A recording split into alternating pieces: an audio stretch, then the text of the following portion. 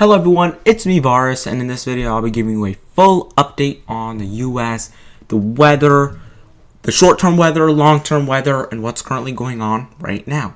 If you do enjoy this video, please consider subscribing, liking, sharing to friends, and let's get right into it. So first, we'll start with the wide, kind of whole lower 48 satellite imagery, and honestly, nothing much. I mean, you do have the biggest thing I'd say is this big dynamic low spinning well off the coast of the west coast in California, but it is spinning kind of closer, I'd say, mainly staying stationary, drifting slightly south and east, kind of right over here, but it's very big and very dynamic. And I mean, you have clouds wrapping all the way, I'd say, through this entire kind of region through here, and you're getting precipitation breaking out on the immediate west coast as well. In terms of kind of in the states, I mean, we do have this decaying low pressure right here, bringing some cloudiness and some light precipitation. And then northeast, relatively calm, some lake effect does continue, some light sun showers, but nothing as substantial as compared to the past few days. And then some more clouds and cirrus down here. So this is a kind of a little system. This is a much bigger one. So I'd say the main, impressive feature on imagery right now. And I'd say that's really, honestly, just about it. So if we're taking a look at alerts and indices, the west actually has more alerts compared to the east. I mean, if we were just to simply split a line down the middle, start where that atmospheric river is currently taking place. All these kind of pinks and purples are gale warnings, so all wind type advisories and indices offshore, and kind of for boaters and like people that may be sailing, or more industrial boats that are kind of coming off the west coast, maybe for transportation or something, but that's more for them. For going more inland, we still do have wind advisories in this like sandy color, all due to that dynamic low. And I mean, pretty impressive how the low is still well offshore, still bringing these impacts. In the high elevations, some winter storm warnings and winter weather advisories as we get some heavy snow. And then on the downslopes, valleys, and lower elevations, we have some flood watches and warnings currently ongoing. If we go further up a little bit into the Pacific Northwest, these lighter greens are flood warnings. These darker greens are flood watches, by the way, in California. And then some winter weather advisories as well in Washington, Montana, and northern Idaho. Further down, I'd say east, some dense fog advisories over here in northeastern Montana. South, winter weather advisories, special weather statements, and high wind warnings through portions of Wyoming and Denver, or Colorado, including Denver. And then further south into New Mexico and Texas, some weather advisories, including wind advisories. And what is actually that golden color? High wind watches. Okay, so these are high wind watches, so when they do turn to warnings, they go over to this color right here. So, yeah, that's what's currently going on.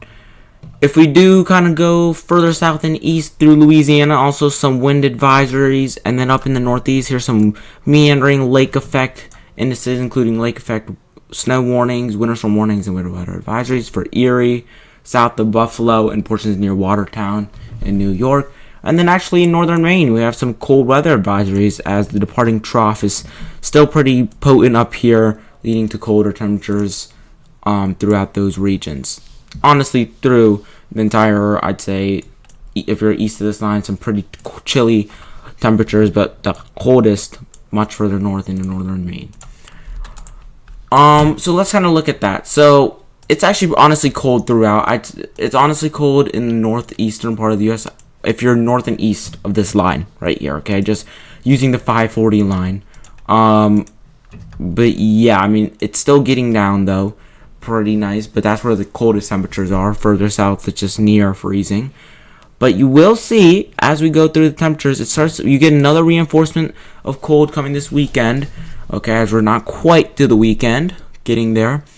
Kind of happy for me, but school's starting up soon as well, so little reminder. But there's your cold air. That's kind of where that cold weather advisory, I mean, look at that, negative 10 degrees air temperature over in northern Maine. I mean, gets down negative 14 there, negative 10. I think the cold weather advisory is mainly for this time, and then it gets a little colder, and then you can start to see how it starts to retreat and you start to get a high pressure over here, that this is what's going to start to moderate our temperatures through even the eastern U.S. I mean, remember, we used to have this kind of like central high that's been causing warmth all throughout the central U.S. And we had a cold Arctic high that continued cold air damming and keeping it cold in the east. That high is going to be gone. Okay, it's retreating. That will allow the central high to build well into the east, up even through Maine into Canada, well into Canada. So you'll see that too as we kind of get into longer range. But just looking at surface map based on all of this, some weather features to watch. So here's kind of like your low right here that I was mentioning in the central U.S. There's some of that precipitation. It'll kind of bump around. This is actually a different one. There, it's off screen, but there's your dynamic low that continues to thrust kind of heavier rain, snows in higher elevations. This is one little low. Just going to be some showers, nothing too impressive. We were watching there was some slight northern trends. See if you could bring a little corridor of snow in portions of the mid-Atlantic, southern New England, just northeast, but north trend stopped and actually kind of waffled back south. But northern stream is digging a little more, and so you could still get some widespread light snow showers through, I'd say, Pennsylvania, New York, Vermont, New Hampshire, Massachusetts, Connecticut. Could it sneak closer to the big cities? Not out of the question, but nothing impactful really going to accumulate. Boston might watch out for a couple hours of snow come Sunday morning before it's all said and done. After that, there will be kind of this potent shortwave clipper coming down. I mean, definitely it's going to be quick moving, but you can see how it kind of delivers a quick, heavy burst of snow through Minnesota. I mean, definitely looks pretty dynamic.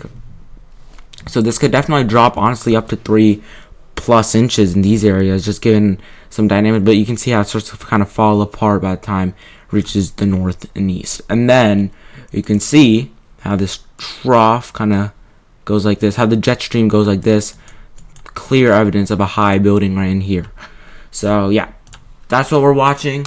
We can go a little further ranges to the euro. So here's your low kind of sliding. There's your clipper. Again, falls apart by the time it's northeast. And then it just becomes mild. I mean, for really all. You could get a low system. There's been hints of this. Maybe some ice on the front end, as there will be some lingering cold, some snow possible. But it stays warm. I mean, there you have another storm. This is mainly warm. Maybe starting out snow up in Maine. But this is warmth. I mean, this, I feel like, represents the pattern best. I mean, you got... No, actually, no. Okay, this honestly does it. Because this is kind of when we have our, like, pattern flip. So, it's going to be very, very variable. Okay? That was interesting. But we're gonna have this negative PNA in the west. Okay, negative PNA, so colder in the west. So we're gonna have troughing, then ridging, like this. Okay, I'd expect this to get further up. Okay, but it's going to be mild across the entire U.S. except the west coast, I'd say. Okay, here I would say it represents it good, but then you can start seeing how it's kind of like this. Okay, kind of like that. And so you're starting to see this positive PNA trying to creep back up. You get this really cold shot of air. And so it's honestly, I wouldn't even say it's a complete pattern flip. It's really just moderation before kind of a, what do you call it? A reinforcing shot of cold air. And we're right back in that cold pattern. Okay, I mean, like, this looks interesting for sure, too. This would be nor'easter if we had that cold air just a little more deeper. Not saying that's going to happen, but I'd say at the end of this run, this represents it pretty well. You have your positive PNA well back up. This is especially through, I'd say, second week of January. And then your negative looks like EPO at least negative NAO will lead to these colder temperatures back in the east. So enjoy the moderation period for eastern folks. It's not going to last long. And we can go look at how it looks above our heads, 500 millibars up. This is the 00Z because 12Z is still coming in. We can see if we got anything. Yeah, it's still coming in. So we'll just go with 00Z. Current pattern, positive PNA, but you can see that trough. And that's actually what's going to work to lead to that negative PNA. So that kind of low that's bringing the atmospheric river is what's going to work to cause that negative PNA. Trough in the east, retrogrades out, ridge builds. And so there you have it. Okay, this is honestly a pretty good way on the Euro ensembles. Just troughing Alaska is how you already know that's going to be mild in the east. Okay, troughing there, troughing in the west, negative PNA, ridging in the east. You still have your negative NAO, and you do see some ridgings trying to get back in. That's why I'm saying it's so, I'd say, fleeting. Okay, you'll see how the ridge kind of gets right back in it, and that trough in the west retrogrades east. And so you still have troughing in Alaska, so not ideal, but you got your negative NAO, positive PNA, and some troughing beginning to show up in the east, and it only gets better, okay, especially through here. Something to watch though. So your ridge is building in Alaska, still a little signal of negative NAO, okay. This is the southeast ridge, okay. It will likely be positioned this far out, be positioned around here. This ridging right here, I just discard it. I mean, it could be also signs of that southeast ridge kind of flexing. Here's your troughing. So what you would ideally want, you want this. This is also far out. So it's not this also shows low confidence, but you'd want this trough a little more south, and I'd say just a tad more west. Okay, definitely a little more south. Because what this shows is that you do have cold air, but it's limited. It's like only, I'd say, these areas. I'd even struggle for 95. Actually, I'd say 95 should be fine, but it would be close. Because with the southeast, southeast ridge could flex at any time, meaning it could kind of bump this trough back north. And so you can end up with tricky situations, especially on the coastal portions of the northeast, like in these regions. So it's something to watch out for. But yeah, either way, pattern flip, and definitely better for any snow prospects come second week of January and on, rather than the first week. So yeah, that's about it. Hope you enjoyed. See you guys in the next one, and have a great rest of your day.